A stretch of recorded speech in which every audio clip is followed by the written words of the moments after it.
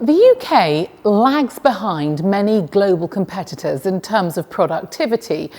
With the backbone of the economy being SMEs, how can these smaller businesses drive innovation to close the national productivity gap? Plymouth University is forging partnerships with innovative SMEs and putting them at the heart of their research projects to drive new developments. We went to find out where tomorrow's best ideas are happening today.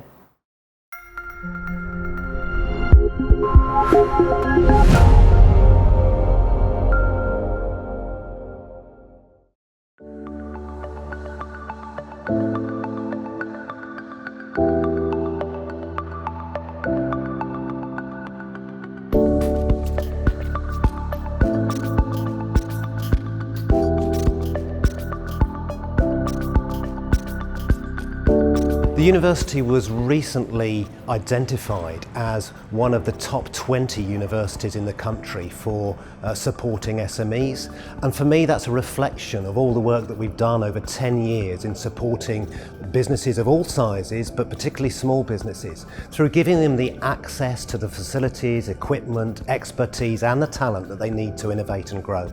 The university's electron microscopy centre here has a huge history of working with business. It's been going on for decades and decades, long before I arrived at the University of Plymouth.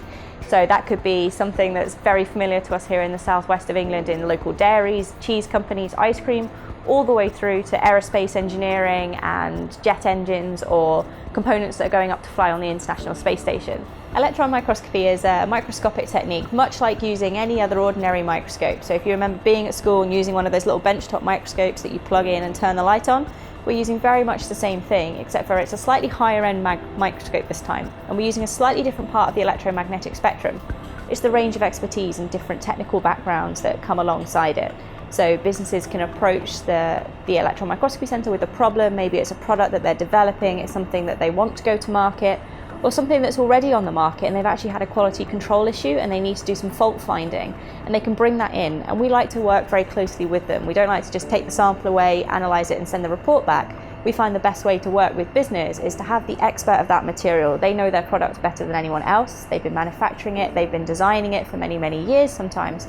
So working with them and having them on the microscopes next to us allows us to use their knowledge of the sample and our expertise of the technique to really get into the detail of what their sample is and what that problem might be.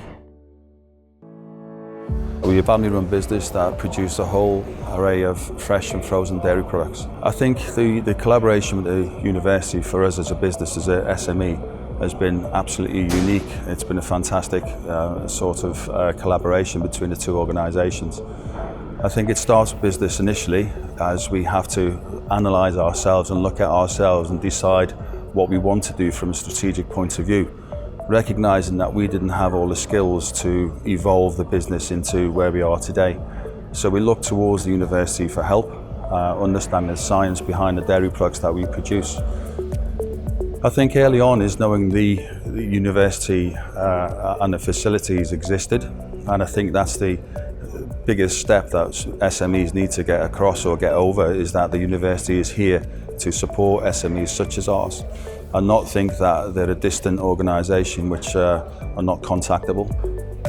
Well, I can certainly say from a time point of view, it's allowed us to gain a £4 million contract. It's allowed us to be that difference between other companies in a very, very competitive industry. But it's not just about the equipment, it's about the expertise and the people who know the instruments, who know the techniques and are using them day to day, and they're the ones that can help really get the most out of these machines.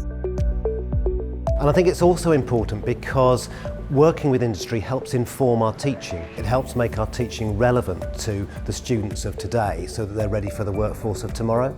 It helps inform our research, making our research relevant so that it solves real world problems. So it really is at the heart of everything that we do as a modern university. Melendotech is really short for molecular endotoxin technology, and endotoxin is a bacterial molecule that I've worked on all my academic career. It's one of those bacterial molecules that the host immune system responds to, so I'm interested in immunity and inflammation, so that's the sort of background of the name. But we're also interested in measuring this molecule. It's very useful to be able to measure endotoxin in a variety of settings. Traditionally, this is done clinically, where all pharmaceuticals that are used for injection, for example, have to be screened for this molecule because it can set up some quite severe reactions in the body. But it turns out that we can measure this molecule as an indirect measure, if you like, of fecal contamination in water generally. And so it's got a lot of applications in bathing water and potentially in drinking water and recreational waters in all sorts of settings. Generally, in the UK, we've always been brimming with ideas in our universities. We now have to very much show the impact of our research, the impact on the health and wealth of the nation. And so having commercial applications of your research is now something that universities really want to talk about, and we want to show, as much as publications and getting grants now, the commercial translation of our work is very important. So the ingredients that you need in addition to that, of course, are a dedicated team in a technology transfer office, and we certainly have that at Plymouth. People with a vision, people that can actually go to the academics and say, have you thought about commercialising your research? You think you've got something here?